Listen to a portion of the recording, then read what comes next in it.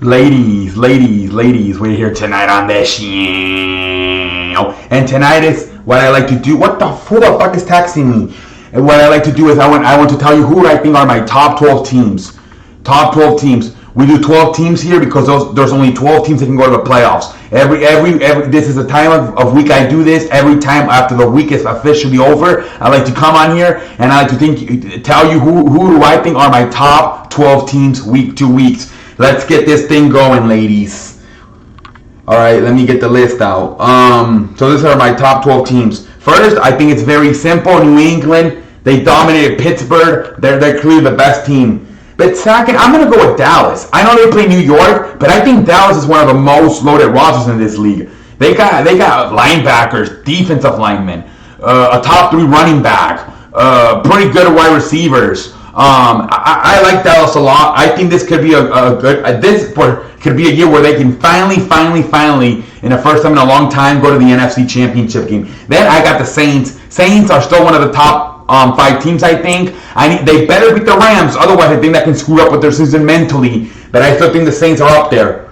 I like the way they came back from 14-3, and then twice they came back. They show resilience, coming back first from being down 14-3, and then coming back at the end after Deshaun Watson in just 2 plays took the lead 28-27. I like the way they came back twice. Number 4, Kansas City. The reason they're not higher is because I think their defense is still kind of a question mark. Also, Tyreek Hill out with a broken shoulder. But they're still a top 5 team. Los Angeles Rams, this team, they went up and beat Carolina.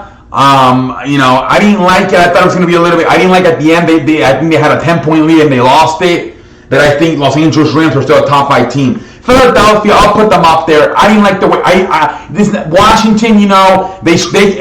Give credit to Doug Peterson.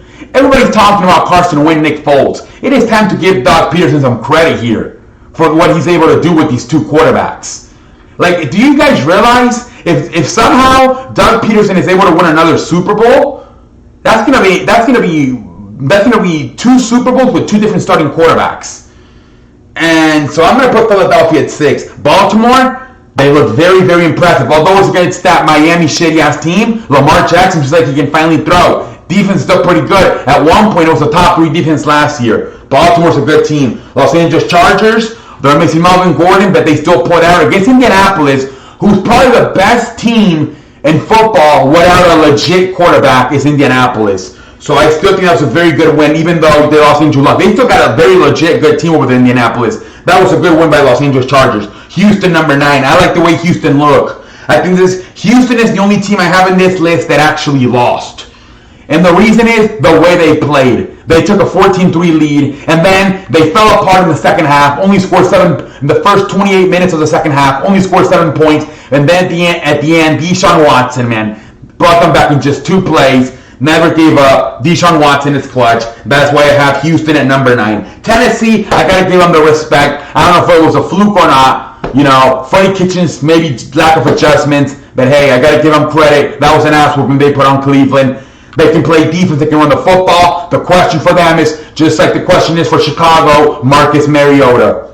With Trubisky, obviously, in Chicago. Number 11, the Packers. You got to give the Packers some credit. I know Mike Nagy did a terrible game plan of not running the football and putting too much pressure on Mitchell Trubisky, having him throw the football 45 times. But hey, Packers, I've been saying it for the last 3 to 5 years. They keep drafting defense. Eventually, this thing's going to work out, drafting defensive players. And they're gonna start flashing. So I got the Packers 11. Number 12, Minnesota. It's interesting to see what Minnesota's doing, ladies and gentlemen. It almost seems like they said, you know what, Kirk Cousins, even though we paid him all this money, he's not legit. I thought on Sunday when they play the Falcons, they treated Kirk Cousins like if he was Alex Smith. We're going to run the football. We're going to play defense. When we need you to make a play, we'll call on your number. But we're not going to rely on you 100%. It's about 75% on the running game and the defense, about 25% on Kirk Cousins. I think that seems to be their strategy coming into this year. I don't even think he threw 15 passes. It seems like they're going to treat him just like Andy Reid treated Alex Smith. We're going to rely on the defense. We're going to rely on the running game. When we need you to make a play for us, a throw, we're going to call your number. If not, shut your mouth. So if they do that, if they rely more on their defense and their running game, it's obviously the less he throws, the less he can throw interceptions, right? So Minnesota at number 12. Like I said, I think New England, Dallas, Saints, Kansas City, Los Angeles Rams, those 5 are legit. From there, it's more week to week when it comes to Philadelphia, Baltimore, Chargers, Houston, Tennessee, Minnesota, Green Bay. Those are more, they can change week to week. But those top 5 teams, New England, Dallas, Saints, Kansas City, Los Angeles Rams, I think they're going to be in this list possibly for the entire season. But those are my 12 teams. And until next time, I am out like a light.